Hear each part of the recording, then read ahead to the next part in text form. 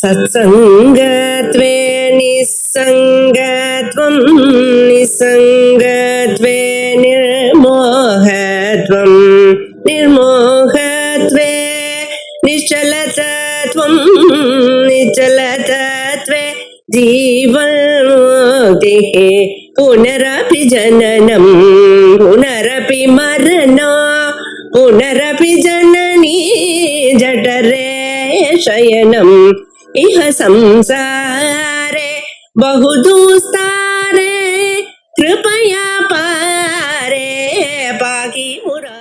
ஏழாவது மந்திரம் பரமாத்மாவை பத்தி சொல்லிட்டு இருந்தார். ஜெகத்காரணமான பரமாத்மாவை அறிந்தால் மனிதனுக்கு க்ஷேமம் ஏற்படுறதுன்னு சொன்னார். இப்ப அந்த பரமாத்மாவுடைய சர்வ வியாபகத்துவம், சர்வாத்மத்துவம், சர்வ அனுஸ்யூதத்துவம், இப்படிப்பட்டதான ஏகத்துவம், அத்விதீயத்துவம், நித்தியத்துவம், இப்படிப்பட்டதான தர்மங்கள் சொல்லப்பட்டது. அவர் தத்பத வாக்கியார்த்தமாகவும் தொம்பத வாக்கியார்த்தமாகவும் இருக்கிறார்.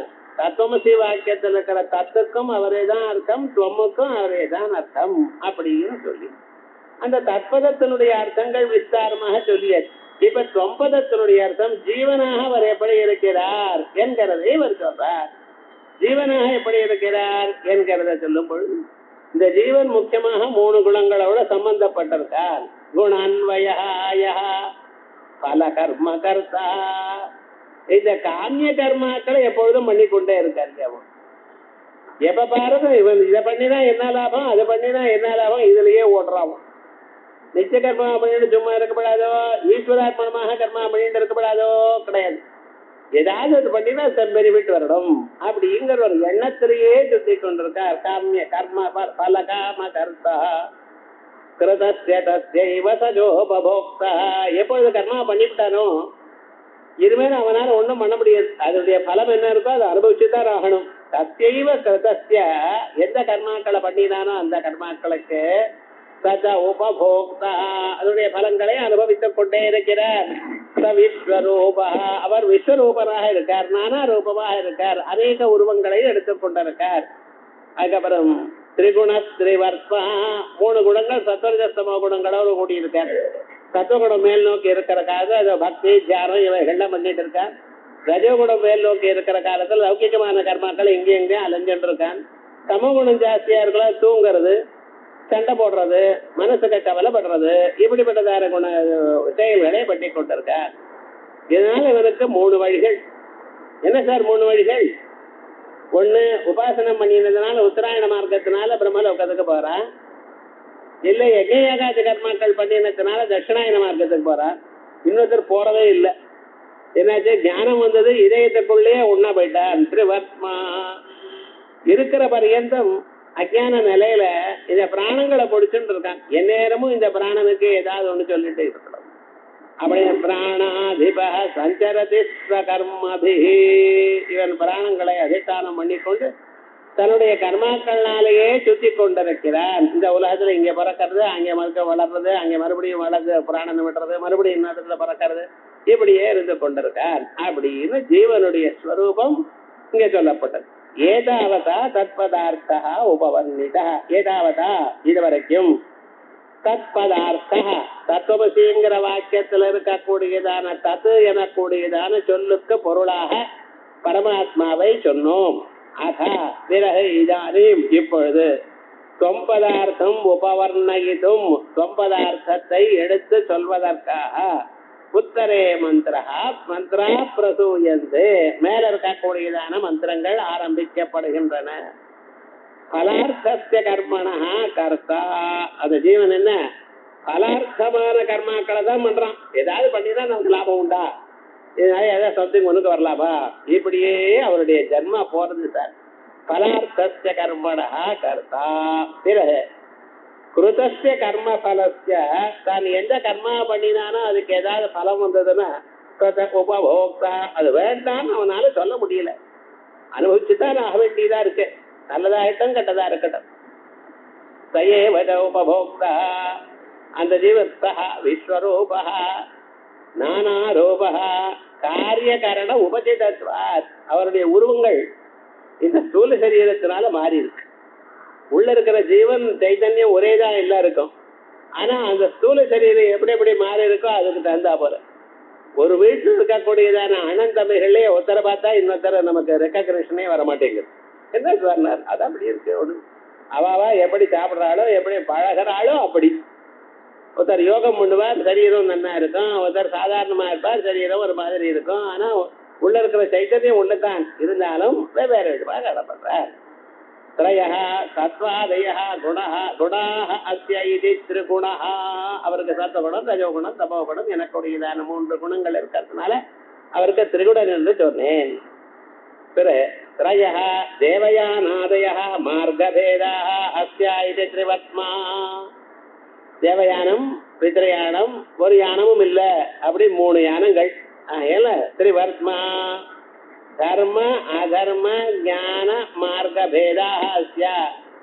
தர்மம் அதர்மம் ஞானம், அந்த ஞானத்தினுடைய மார்க்கம் தான் அகதின்னு சொன்னேன். அஸ்யாயிதே பிராணஸ்ய பஞ்சவிருத்தேர் அதிபஸ்தே. இந்த பஞ்சவிருத்தி பிராண அபான வியான உதான சமானம் எனக்கூடியதான 5 செயல்களோட கூடியதான பிராணனை கண்ட்ரோல் பண்ணிட்டு இருக்கிறார். சஞ்சரதி, எப்படி சார் சுத்தின்னு இருக்கார்? ஸ்வகர்மபி, தான் எந்த கர்மாக்களை பண்ணினானோ அந்த கர்மாக்கள்னால இந்த உலகத்துல சுத்தி கொண்டு இருக்கார். இங்கேயும் அங்கேயும் அலைஞ்சுட்டு இருக்கார். இப்படி ஜீவனாக இந்த பரமாத்மா இருக்கிறார்.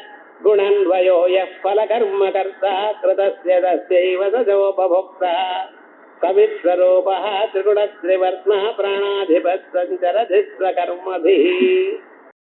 அங்குஷ்ட மாத்ரா ரவிதுல்ய ரூபா சங்கல்ப அகங்கார சமன்விதோய. அபதைஷ பதைஷிணான்னு இருக்கு சேனோபனிஷத்துல.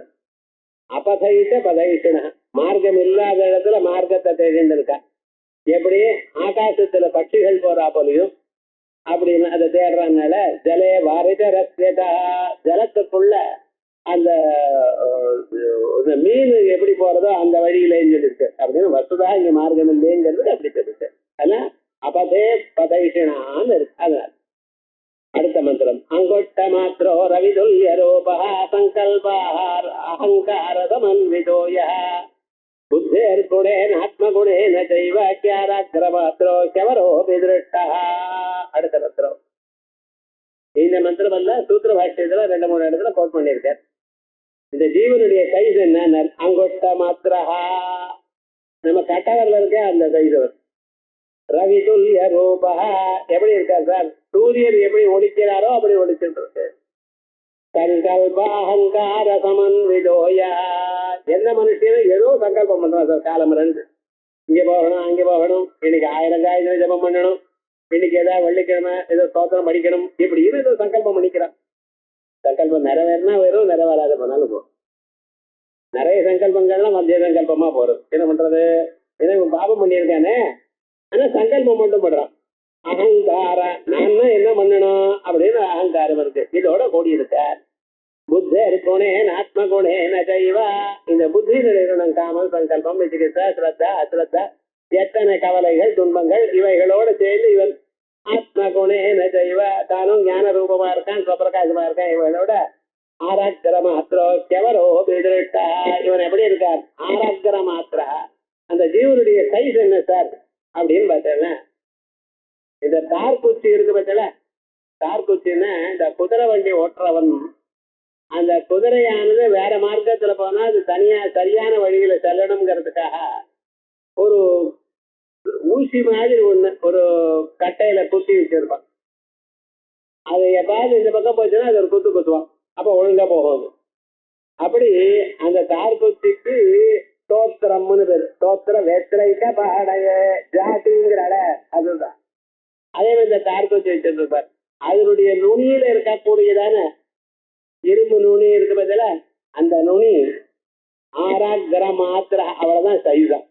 இந்த தார்குச்சி நுனியில எவ்வளவு இருக்கோ ஒரு ஒரு ஆட்டம் மாதிரி அந்த அளவுக்கு அந்த ஜீவன் சைஸ்.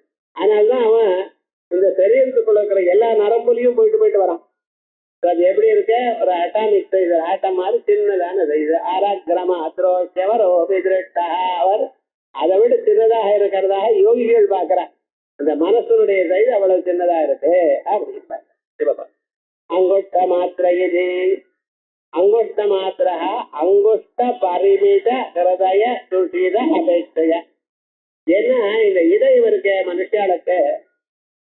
அவளுடைய கட்டவரில் எவ்வளவு இருக்கோ அவ்வளவுதான் இருக்கு.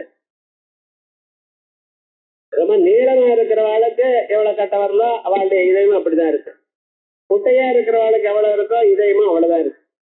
அந்த ஹிருதயமானது இந்த கட்டவரலோட சம்பந்தப்பட்டிருக்கு. கட்டவரலுக்கு எவ்வளவு நீளமா இருக்கோ அவ்வளவு நீளமா தான் ஹிருதயம் இருக்கும். ஆனா கட்டவரலுக்கும் அதுக்கு சம்பந்தம் இல்லை. கட்டவரல் சைஸ் எவ்வளவு இருக்கோ அவ்வளவு சைஸ் தான் இருக்கும். சின்ன குழந்தையா இருக்கவும் கட்டவரல் சின்னதா இருக்கும். அதே போல அந்த சைஸும் இதயமும் சின்னதா இருக்கும். நல்லா வளர்ந்த பிறகு 25 வயசுல கட்டவரல் மேக்சிமம் உள்ளது இருக்கும். ஹிருதயம் அவ்வளவுதான். அதுக்கப்புறம் ஹிருதயம் சைஸ் பெருசாகாது. நடுவில் கொஞ்சம் அப்பப்போ வீங்கும். அதான் ஹிருதயமானது வீங்கி இருக்கு. என்லார்ஜ்மெண்ட் ஆஃப் ஹார்ட் அப்படிங்கிற பத்தில அது வீங்கும். ஆனா அதனுடைய சைஸ் மட்டும் அந்த டோட்டல் சைஸ் அவ்வளவுதான் இருக்கும்.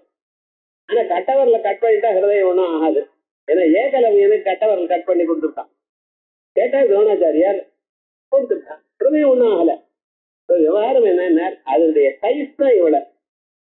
அது எல்லா பிராணிகளுக்கும் அதுக்கு கட்டவரல் அளவுக்கு இருக்கும் ஹிருதயம். ஆனா அங்குஷ்ட மாத்திர அங்குஷ்ட பரிமித ஹிருதய சுசித அபேட்சையா. அங்குஷ்டம் எவ்வளவு சைஸ் இருக்கோ அவ்வளவு சைஸா இருக்கக்கூடியதான இதயம் அதற்குள்ள இருக்கு. அவ்வளவுதான் சைஸ். ரவிதுல்ய ரூபா ஜோதிஸ்வரூபா இத்தியர்த்தா. சூரியன் மாதிரி ஸ்வரூபம்னு ஒழிக்கிறார். சங்கல்ப அகங்காராதினா சமன்வித. சங்கல்பம் அகங்காரம் வேளோட கூட்டிடுவார். புத்தர் குணேன ஆத்ம குணேன புத்தருடைய குணங்கள் என்ன, சரீரத்தினுடைய தர்மங்கள் என்ன அவளோட கூட்டிட்டு. ஜராதினா முக்கம் ஜரா மிருத்யு சரீரஸ்ய அப்படின்னு இந்த கயத்தனம் மரணம் எல்லாம் சரீரத்துக்கு சேர்ந்ததுன்னு சொல்லியிருக்கோமோ இல்லையா அவர்களோட. ஆராக்ர மாத்திரா. ஆராக்ர மாத்திரன்னா பிரதோத அக்ரப்ரோத லோக தலாட்டா அக்ரமாத்திரா. பிரதோதம் தார்குச்சி, அதனுடைய அக்ரப்ரோத அதனுடைய நுனியில குத்தப்பட்டிருக்கக்கூடியதான லோக கண்டகம் இரும்பால செய்யப்பட்டதான நீடல். கண்டகம்னா நீடல் பின்னு. அதனுடைய ஆராக்கிற மாத அது நுனி எவ்வளவு இருக்கோ அவ்வளவு. அபரோபி ஞானாத்மனா ஆத்மா திரஷ்டா. அப்படி இருந்தாலும் தியானஸ்வரூபமா இருக்கார் என்று அறியப்படுகிறது. அபிசப்தா சம்பாவனாயாம். அப்படி இருக்கே அப்படி சம்பாவனாயாம். அபரோபிய உபாதிகா ஜலசூரியைவ ஜீவாத்மா சம்பாவிதா. எப்படி இருக்கார் அவர்? இப்படி சைது இவ்வளவு இருந்தாலும் அந்த பரமாத்மாவனுடைய பிரதிபிம்பம். பரமாத்மா எப்படி ஞானமோ அவருக்கும் அப்படிப்பட்டதான ஞானாதிகள் இருக்கு என்று சொல்றார். ஜீவாத்மா சம்பாவிதா இத்தியர்த்தா. ஆயால் ஜீவனுடைய ஸ்வரூபம் இங்க சொல்லியிருக்க. அங்கொட்ட மாத்திரா ரவிதுல்ய ரூபா சங்கல்ப அகங்கார சமன்விதோய புத்தேர் குணேன ஆத்ம குணேன ஜைவச்சாரக்ர மாத்ரோச்சவரோ விதிருஷ்டா. बालाग्रशतभागस्य तथा कल्पितस्य च भागो जीवस्य विज्ञेयः सचानन्त्याय कल्पते. இது சூத்திர பாஷ்யத்தில் கோட் பண்ணியிருக்கார்.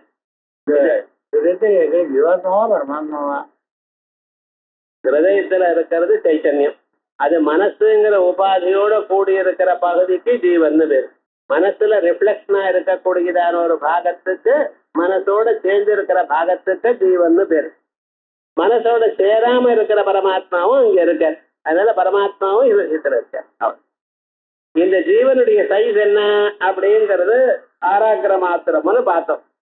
இப்ப இந்த மந்திரத்தில் சொல்றார் அவர் அதை விட சின்னதா இருக்காருங்கிறார். ஏன்னா இந்த மனசு அவ்வளவு சூட்சமா இருக்கு. அது எப்படி? வாலாகிரசத பாகஸ்ய. வாலம்னு சொன்னா வாலு. இந்த குதிரைக்கு வால் இருக்கு பார்த்தா முடி.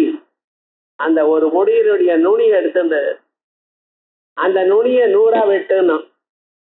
வெட்டிது அது ஒரு பகுதி எடுத்து மறுபடியும் அதை 100 வெட்டுணும். அதையும் வெட்டிது. வாலாகிரசத பாகஸ்ய ததா கல்பிதஸ்ய ச. அதை இன்னொரு 100 வெட்டினேன். அதுல ஒரு பகுதியான் ஜீவன். பாகோ ஜீவஸ்த விக்னேயா. இது வரைக்கும் ஜீவனுடைய சைஸு அந்த கரண விசிஷ்டமாக இருக்கிற சைஸு. அந்த கரணமானது அவ்வளவு சின்னதா சூட்சமா இருக்கிறதுனால அப்படி சொன்னேன்.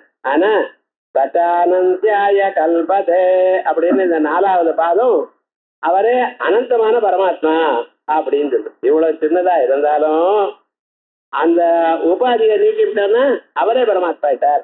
குடத்துக்குள்ள இடவெளி இருக்கு சார். இந்த குடம் எவ்வளவு பிடிக்கும்? 2 படி பிடிக்கும் அப்படிங்கிற. இந்த குடத்தை உடச்ச பிறகு இப்ப எவ்வளவு பிடிக்கும்னா இப்ப இருந்தா தானே பிடிக்கிறதுக்கு. அது இல்லை, அது வெளியில் இருக்கிற வெட்ட வழியோட அந்த ஆகாசம் சேர்ந்து போயிடுதோ இல்லையா?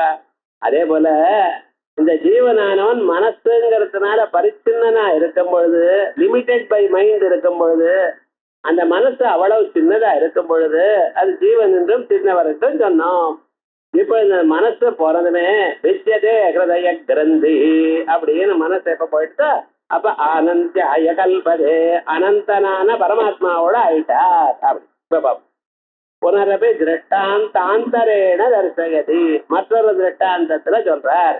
வாலாகிரேதி, வாலாகிரஸ்ய வாலுனுடைய நுனியை சதகிருத்வா வேதம் ஆபாதிதஸ்ய நூறா வெட்டின பிறகு யோ பாகா அதுல ஒரு பகுதி என்ன இருக்கோ தஸ்யாபி சததா கல்பிதஸ்ய மறுபடியும் அதை நூறா வெட்டினீங்கன்னா என்ன ஒரு பாகம் உண்டோ அதுல ஒரு பகுதி ஜீவன் அப்படின்னு முடியினுடைய நுனியை எடுத்து 10,000 வெட்டி அதற்குள்ள இருக்கக்கூடியதான அந்த பாகத்துல அதுல ஒரு பகுதியா ஜீவன் இருக்கார். அப்படி விஜ்ஞேய லிங்கஸ்ய அதிசூக்ஷ்மத்வா, ஏன்னா இந்த லிங்க சரீரம் ரொம்ப சூக்ஷ்மமா இருக்கு. அதனால்தான் லிங்க சரீரத்தை போறப்ப தெரியாது யாருக்கும். சார் இங்கே தானே பக்கத்துல உட்கார்ந்து இருக்காரு, பிராணன் விட்டாரே சார் நீங்க பாத்தீரான்னு ஒன்றும் கிடையாது. சில சமயத்துல புராணங்கள்ல சில பேருக்கு சொல்றது அவருடைய லிங்க சரீரம் அப்படி ஜோதி ரூபமா போய் வெளியில வந்தது அப்படின்னு சொல்ற. விஷ்ணுபாலனுடைய லிங்க சரீரம் வெளியில வந்து மகாவிஷ்ணு பெற்ற பரமாத்மாவுடைய கால பாதங்கள்ல சேர்ந்தது. ரமண பகவான் பிராணனை விடும் பொழுது அந்த ஜோதியானது எங்கெங்கயோ அந்தந்த பக்தர்களுக்கு காணப்பட்டது சொல்றான். அது காணப்பட்டதா நிஜமா யாருக்கு பார்த்தவாழ கேட்கணும் சொல்றா, புத்தகங்கள்ல எழுதி இருக்கு அவ்வளவுதான்.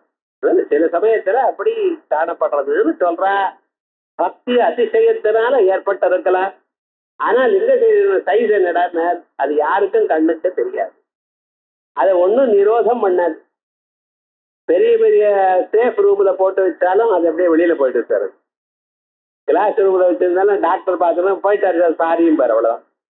போலீஸ் ஆஃபீஸர் தொப்பி கைட்டு செல்யூட் அடிப்பார் அவ்வளவுதானே தவிர யாரும் பார்த்தவர் இல்லை. இந்த லிங்க சரீரத்தை பார்க்க முடியாது. லிங்கஸ்ய அதிசூக்ஷ்மத்வா தத் பரிணாமே பரிமாணேன அயம் வியபதிஷ்யதே. இந்த ஜீவனம் அந்த லிங்க சரீரத்தினுடைய சைஸ்ல சொல்லப்படுறது. சத ஜீவஸ்வரூபேன அவன் ஜீவஸ்வரூபமா இருக்கிறவர். ஆனந்தியாய கல்பதே ஸ்வதா ஸ்வதா பை நேச்சர் அவருடைய ஸ்வரூபம் என்ன சார்? அனந்தம் சர்வ வியாபகமா இருக்கிறவர். வாலாக்ரசத பாகஸ்ய ததா கல்பிதஸ்ய ச பாகோ ஜீவஸ்ய விக்ஞேயः சதானந்தியாய கல்பதே. இப்ப அவருடைய சைடு சொன்னோம், அவருடைய ஸ்வரூபம் சொன்னோம், 3 குணங்களோட இருக்கார், இதெல்லாம் சொன்னோம். அந்த ஜீவனானவர் ஆம்பளையா பொம்பளையா எப்படி சார்? ஆனா பெண்ணா அது ஸ்வரூபம் என்ன? நைவஸ்திரீ நபுமானேஷ நைவாயம் நபும்சகா யத்யத் சரீரமாதத்தே சேததேன சரக்ஷ்யதே. அவர் பெண் என்றும் சொல்ல முடியாது, ஆண் என்றும் சொல்ல முடியாது. அட இது அதுன்னு சொல்ல முடியாது, நமஸ்காரம் சொல்லுங்க அதுவும் சொல்ல முடியாது. யத்யத் சரீரமாதத்தே எந்தெந்த சரீரத்தில் அந்த ஜீவன் இருக்கிறாரோ தேன சரக்ஷ்யதே அந்தந்த ஸ்வரூபமாக அவர் காணப்படுகிறார். கிஞ்ச நைவ ஸ்ரீ. அதனால புமான் ஸ்திரீ எனக்கூடியதான வித்தியாசம் ஸ்தூல சரீரத்துல பங்கஷனலா இருக்கே தவிர இந்த ஆத்தியாத்மிகமான விஷயத்துல வித்தியாசம் கிடையாது. அதனால எல்லாரும் ஒரே தான். வேதாந்தத்தை வாசிக்கிறதுக்கும் தத்துவத்தை அறியறதுக்கும் எல்லாருக்கும் உண்டு. ஆனா ஆச்சாரத்துல வேற உண்டு, அது மாத்திக்கப்படாது. நான் ஸ்ரீதரனை நான் வேதாத்தியனம் பண்ணுவேன் அப்படின்னு ஆரம்பிக்கப்படாது. நான் யஜ்யம் பண்றேன் யாகம் பண்றேன் எல்லாம் சொல்லப்படாது. பூனால அவருடைய கர்மாக்கள்ல ஸ்திரீகளே பண்ணி வைக்கிறாளாம். அது சொர்க்கலோகத்துக்கு போனவனை பத்தினா கேட்கணும். ஐயா நீர் போனீரா இல்லையான்னு வேதம் என்ன சொல்றது? இன்னாரு இன்னது பண்ணணும் அப்படின்னு சொல்லி தர்மசாஸ்திர விஷயத்துல அது எப்படி சொல்லியிருக்கோ அப்படித்தான் பண்ணணும்.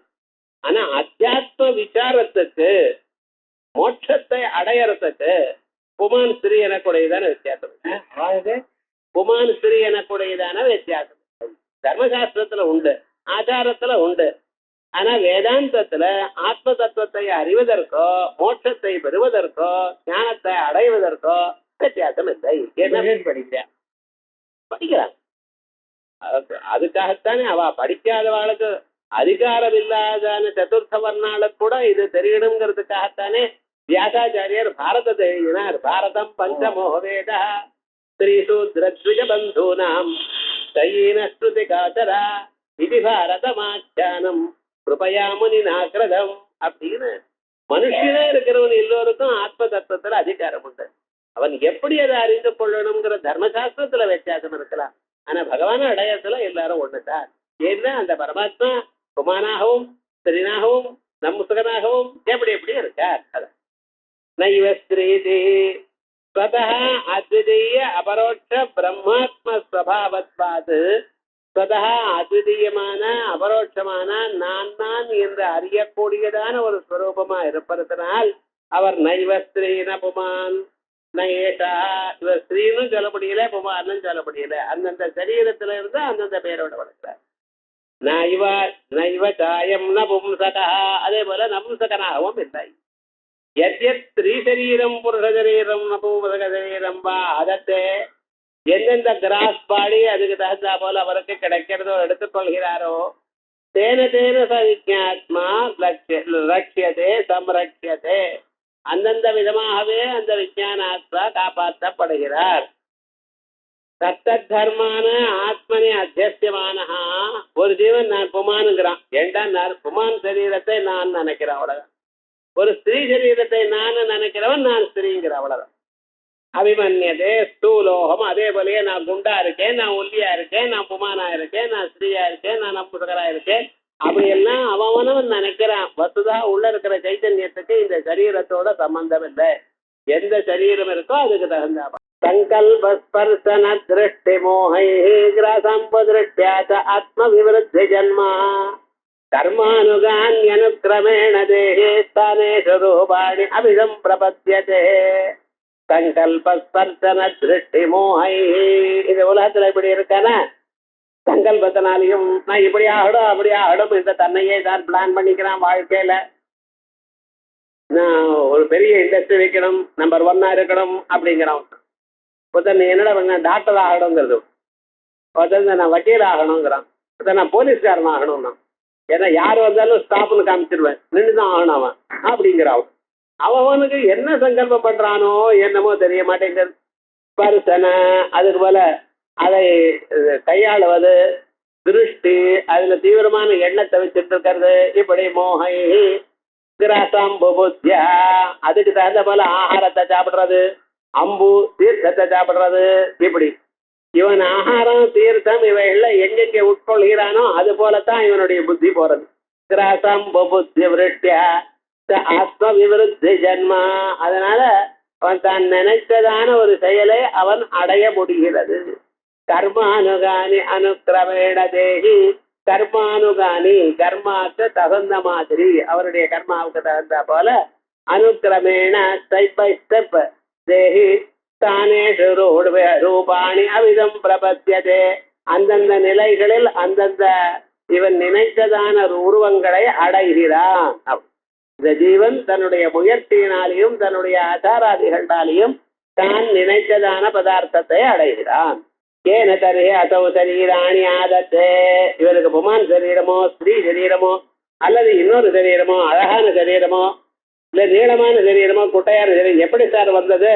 அத கர்மானுகாடி சங்கல்பேதி பிரதமம் சங்கல்பனம், எதையும் அடையறதுக்கு முன்னால முதல்ல சங்கல்பம், ததஸ்பர்சனம் பிரகிந்திரிய வியாபார அதுக்காக முயற்சி, ததோ திருஷ்டி விதானம் அந்த முயற்சி பண்ணும் பொழுது அந்த எய்ம் இது எப்படியாவது அடைஞ்சு ஆகணும்னா அப்படின்னு நினைச்சது. இப்ப பாருங்க திருஷ்டி விதானம் எய்ம், அதை நான் அடைஞ்சுதான் ஆகணும் அப்படி. இப்ப எல்லாம் பாருங்க ஆந்திரால போனேன்னா ஒரு 5ஆம் கிளாஸ் 6ஆம் கிளாஸ் வந்ததுமே சரி அவன் ராமையா ஸ்கூல்ல போய் சேரணும். எதுக்காக ஐஐடி போகணும். அதுல இருந்து ஆரம்பிக்கிறேன் சார். அது வரைக்கும் என்ன ஐஐடி படிச்சு அதுக்கப்புறம் அவன் திருஷ்டி எங்கே இருக்கு, அமெரிக்கால போகணும். அதுக்கப்புறம் என்னடா காசு சம்பாதிக்கணும். அது வரைக்கும் தான் திருஷ்டி வருது. அது இதுக்குள்ளேயே ஆச்சாரமெல்லாம் பிரஷ்டனா போயிட்டான், பிரயோஜனம் இல்லை. அவன் என்னமோ நினைச்சுட்டு இருக்கான், இது பண்ணணும் அது பண்ணணும் அது பண்ணணும். அந்த எய்ம் அது அந்த எய்ம் ஆத்மால இருக்கணும். தத்துவ ஞானார்த்த தரிசனம் அப்படின்னு அதை வரமாட்டேங்கிறது யார். இங்கேயும் லௌகிக விஷயத்துல எப்படி எப்படி போறானே தவிர விவகாரம் முழுக்க எப்படி இருக்கணும், எது நம்ம வாழ்க்கைக்குங்கிற விவகாரம் யாருக்கும் வரமாட்டேங்குது. திருஷ்டி விதானம் ததோ மோகா. அதனால மோகம், பணத்துல மோகம், பதவியில மோகம், அதுல எல்லாமும் நான் தான் இருக்கணும் அப்படிங்கிற இடத்துல மோகம். தை சங்கல்ப ஸ்பர்சன திருஷ்டி மோகை. சங்கல்பம் ஸ்பர்சனம்னு சொன்னா அதுக்கான முயற்சி, திருஷ்டி அதை அடைஞ்சுத்தான் ஆகணும் எப்படின்னு எனக்கூடியதான மோகம். இந்த மோகங்கள்லாம் எப்படி வந்திருக்குன்னு பார்க்கணும். இந்த டிவியில குழந்தைகளுக்கு சினிமா பாட்டு பாடுறதுக்கு ஒரு போட்டியாம், டான்ஸ் ஆடுறதுக்கு போட்டியாம். அந்த போட்டியில அவ அது எப்படியாவது வாங்கணும்னு நினைச்சு அது கிடைக்காத குழந்தைகளுக்கெல்லாம் அவ டிப்ரெஸ் ஆயிட்டான்னு போட்டிருக்கா. இது வம்புதானே. அவன் ஏதோ பொழப்புக்காக 2 பாட்டு பாடினான், அதே மாதிரி இவன் பாடணும்னு அதுக்காக ட்ரைனிங் ஸ்கூலாம் குழந்தைகளுக்கு இப்படி எல்லாம் வச்சு அதை டான்ஸ் ஆடுறது ட்ரைனிங். அது பரதநாட்டியம் கிடையாது, ஒரு பிராரதமும் கிடையாது. பரதநாட்டியமோ கூச்சிப்புடியோ அதெல்லாம் சாஸ்திரி. அது மனசையும் சுத்திப்படுத்துறது, அதோட இல்லாமல் சரீரத்துக்கு ஒரு யோகம், அது நாத யோகம். பரதநாட்டியத்தை பெண்களுக்கு சொல்லி கொடுத்ததுன்னா அது ஒரு நாத யோகம். அது சதுஷ்டி கலைகளுக்குள்ள இந்த நாட்டியம்ங்கிறது ஒரு கலை. நிருத்தியம், நாட்டியம், லாஸ்யம், தாண்டவம் அப்படின்னு 4 விதம். தனியாக பெண்ணு மட்டும் பாடினா அதுக்கு நிருத்தியம்னு பேர், அது நாட்டியம்னு பேர். புமானும் ஸ்திரீயும் சேர்ந்து பண்ணினா நிருத்தியம்னு பேர். புமான் மட்டும் பாடினா தாண்டவம்னு பேர். அது 2 காலையும் பூமியில இல்லாம பாடினா ஊர்துவ தாண்டவம்னு பேர். இப்படி 4 விதமா பிரிச்சிருக்கார் பரத சாஸ்திரத்தை. அப்படியா அது மாதிரி பண்ணினா சரீரத்தில் இருக்கக்கூடியதான 72,000 நாடிகளுக்கும் நான் அது வேலை கொடுக்குறேங்கிறார் அவர். இந்த சரீரத்தில் இருக்கிற நாடிகள் இருக்க அத்தனையும் வேலை செய்யுமா. நீங்க ஹலாசனம் புஜங்காசனம் ஒன்றும் பண்ண வேண்டாம். அந்த பொண்ணு ஒரு 1/2 மணி நேரம் ஆடினா போதும், அத்தனை ஆசனங்கள் பண்ணினா என்ன பலம் உண்டோ அவ்வளவு பலம் இருக்கு. கண்ணுக்கு வேலை இருக்கு, காதுக்கு வேலை இருக்கு. சரீரத்துல முதிரைகள் போடும் பொழுது அந்தந்த நாடிகள் எவ்வளவு வசதியா கண்டுபிடிச்சிருக்க. அதெல்லாம் விட்டு இவ பாட்டுக்கு என்னமோ ஆடுறா சார். அதை பார்த்தாலே உங்களுக்கு இருக்கக்கூடியதான மனசு நிம்மதி கூட போயிடும் போல இருக்கு.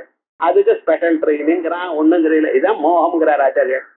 ததோ மோகா தைஹி சங்கல்பன ஸ்பர்சன திருஷ்டி மோகை சுபா சுபானி கர்மாணி நிஷ்பாத்தியந்தே உண்டாரு. ததா கர்மானுகானி கர்மானுசாரிணி. அதுக்கு தந்தா போல கர்மாவுக்கு அனுசரித்தமான ஸ்ரீ பும் நபும்சக லட்சணானி. புமான் ஸ்ரீ நபும்சகம் எனக்கூடியதான சரீரங்கள் கிடைக்கிறது. அனுக்கிரமேண பரிபாகாபேட்சையா கர்மாவுடைய பரிபாகத்துக்கு தக்கவாறு சரீரம் கிடைக்கிறது. தேஹி மர்த்தியா ஸ்தானேஷு தேவதிர்யங் மனுஷ்யாதிஷு. தேவதைகளுக்குள்ளேயும் ஆண் பெண் இருக்கு, மனுஷியாளுக்குள்ளேயும் ஆண் பெண்ணு இருக்கு. அதே போல பசுபட்சியாதிகள்லயும் இருக்கு. என்ன அதான் தேவதிர்யங் மனுஷ்யாதிஷு அதம்பத்தியதே தத்ர திருஷ்டாந்தமாக கிராசம் புனோ அன்னபானையோ அநியதையோ.